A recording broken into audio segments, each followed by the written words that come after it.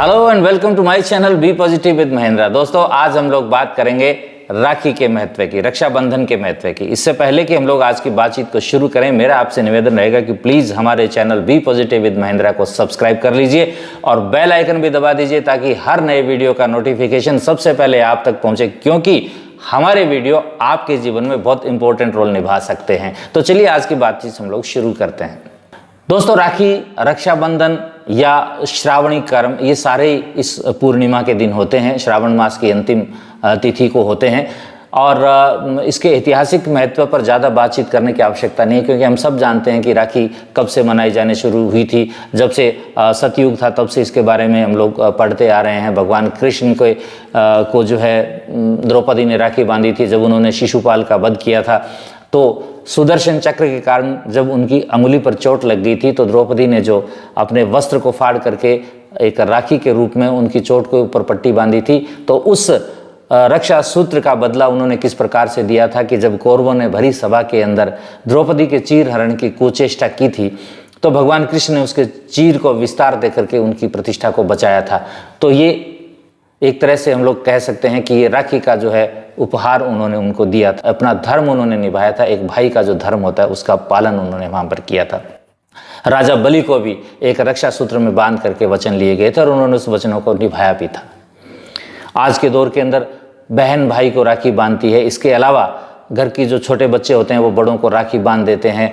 ये विशेष प्रतिष्ठित व्यक्तियों को राखी बांध करके उनसे निवेदन किया जाता है किसी भी कार्य को सिद्ध करने के लिए, किसी भी रक्षा के लिए। हमारे जो सैनिक हैं जो सीमा पर हमारे देश की रक्षा के लिए 24 घंटे तैनात रहते हैं, उनकी रक्षा के लिए भी जो है राखियाँ भेजी जाती हैं। तो इस तरह से राखी का प्रचार बहुत है।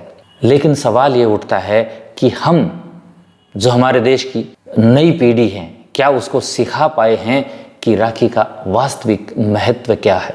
हमारी बहनें क्यों हमें राखी बांधती हैं, क्यों किसी को राखी बांध करके निवेदन किया जाता है कि आप हमारी रक्षा कीजिए। अरे जब रक्षा का वचन हम लोग राखी के रूप में देते हैं तो उसको निभाते क्यों नहीं। हमारी प्रवृत्ति में क्रोध, घृणा, नशा, दुराचार, व्याभिचार, पता नहीं कितनी कितनी बुराइयां जो है हमारी युवा पीढ़ी में आ चुकी हैं। ये अकेली युवा पीढ़ी का दोष नहीं है। युवा पीढ़ी को से पहले की जो पीढ़ी है उन्होंने उनको जो संस्कार दिए हैं उनका भी दोष है। हम उन शिक्षण संस्थाओं का भी दोष मानते हैं जहाँ से वो बच्चे निकलते हैं, और हम उन माँ बाप का भी दोष मानते हैं जिनके घरों से ऐसे बच्चे निकलते हैं जो इस प्रकार की कुत्सित प्रवृत्ति के अंदर लिप्त रहते हैं। वो राखी के महत्व को नहीं जानते, वो रिश्तों के महत्व को भी तार तार करने से नहीं चूकते। इन सब के पीछे बहुत सारे कारण हैं। खान पान, रहन सहन, टेलीविज़न, फिल्म, इंटरनेट, ये सारी चीज़ें हमारी संस्कृति को बर्बाद कर रही हैं। विदेशी संस्कृति का जो प्रभाव है उसको हमारे देश के अंदर घर घर में, हर युवा में, हर स्त्री में, हर पुरुष में, हर बच्चे में, हर बूढ़े के अंदर जो कुत्सित संस्कृति है वो घर कर चुकी है। इससे कैसे बचेंगे, कैसे हम राखी की लाज को निभा पाएंगे? कभी सोचा है?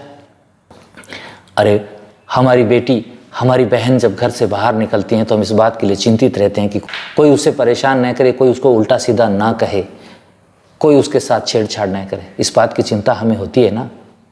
कौन लोग हैं जो ऐसा करते हैं? वो भी किसी न किसी बहन के भाई हैं। उन्होंने किसी न किसी बहन से राखी बंधवाई है, उसको रक्षा का वचन दिया है। तो फिर असली डर किससे हुआ? भाइयों से ही ना। सगा भाई ना से किसी और का भाई सही, लेकिन वो है तो किसी बहन का भाई। उसके दिमाग में नहीं है कि राखी की इज्जत क्या होती है। अरे जब खुद की बहन की इतनी चिंता कर सकते हैं हम, हमारी खुद की बेटी की इतना चिंता कर सकते हैं हम, तो फिर उस लड़की, उस स्त्री, उस माँ, उस बहन की क्यों नहीं हम लोग चिंता कर सकते जो सड़क पर डरी डरी सी जा रही होती है। ये कैसी गुंडई आ गई है हमारी संस्कृति के अंदर। किस दिन हम लोग हमारे धर्म की ओर लौटेंगे? बड़ा चिंता का विषय है।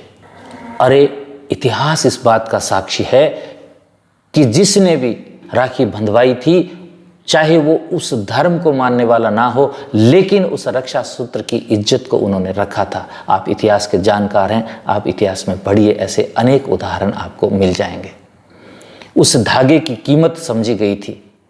एक धागा जो 2 रुपये, 5 रुपये, 10 रुपये का आता है, उस साधारण से धागे के अंदर वो ताकत थी कि वो अपनी बहन की रक्षा के लिए या जिससे भी उसने उस रक्षा सूत्र को बंधवाया था, उसकी सुरक्षा के लिए अपने प्राणों की बाजी लगाने में वो लोग कभी नहीं चूकते थे। और आज हमारे हाथों पर महंगी महंगी राखियाँ होती हैं, हीरे जड़ी हुई राखियाँ होती हैं, सोने की राखियाँ होती हैं, चांदी की राखियाँ होती हैं, लेकिन उनका महत्व कहाँ गया? कितने लोग हैं ऐसे जो उस राखी के उस वजन को, जो उसके अंदर एक वादे के रूप में होता है, उसको निभाने के लिए कृत संकल्पित रहते हैं? बहुत कम। कारण पर हम लोग चर्चा करेंगे।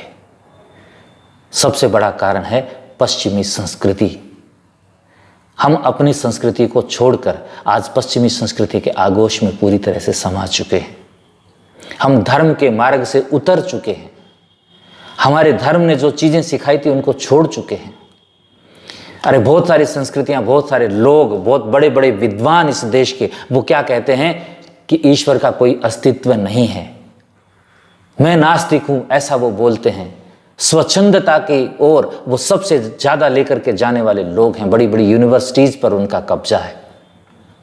किसी संस्थान का नाम लेना यहाँ पर ठीक नहीं है, लेकिन हकीकत यही है कि जो ये बात कहते हैं कि मैं नास्तिक हूँ, मुझे ईश्वर में विश्वास नहीं है, मैं स्वच्छंद हूँ, मैं किसी का गुलाम नहीं हूँ, वही लोग हमारी संस्कृति के हत्यारे हैं।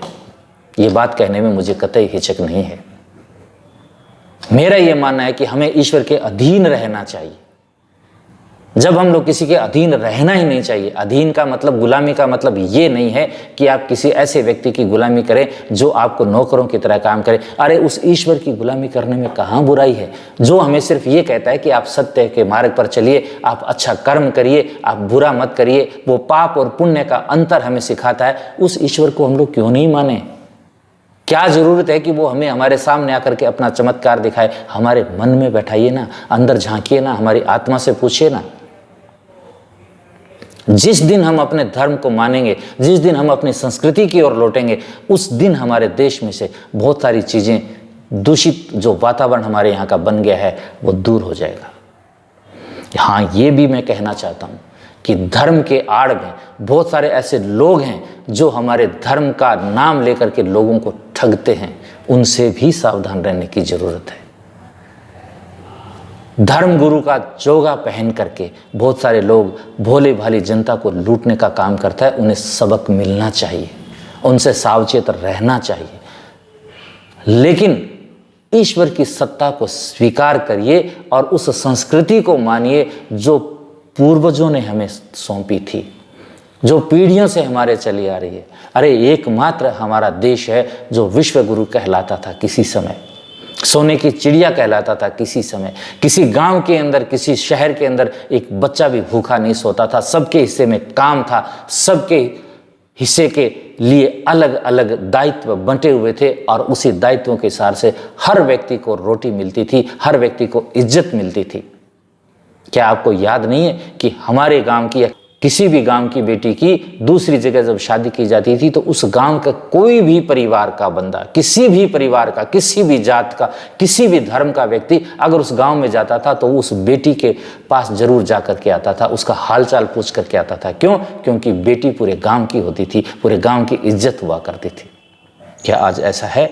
नहीं है। क्यों नहीं है? क्योंकि हमने उस व्यवस्था को तोड़ दिया, हमने उस संस्कृति को छोड़ दिया। हमारी जो परंपराएं थी उनसे दूर हो चुके हैं।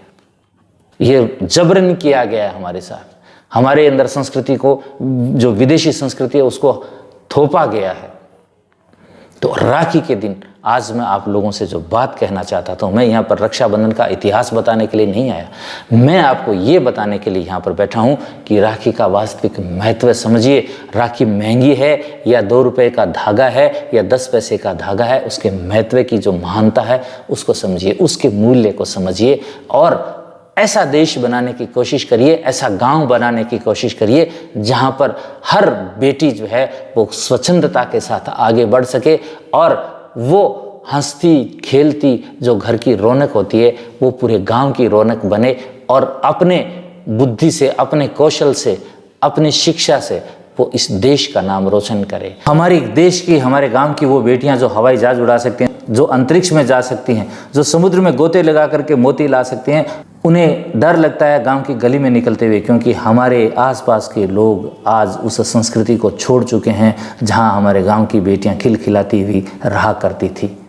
उस डर को दूर करिए। आज इस रक्षाबंधन पर ये प्रण लीजिए कि हम हमारी बहन बेटियों की इज्जत करेंगे, कि उनको मान देंगे और उन्हें इतना अवसर देंगे कि वो हमारे देश का नाम रोशन कर सकें। आज ध्यान रखिए, हर परीक्षा के अंदर बेटियां बेटों से आगे हैं, क्योंकि वो दृढ़ निश्चय के साथ बढ़ती हैं और बेटों के कदम कहीं न कहीं बहक चुके हैं।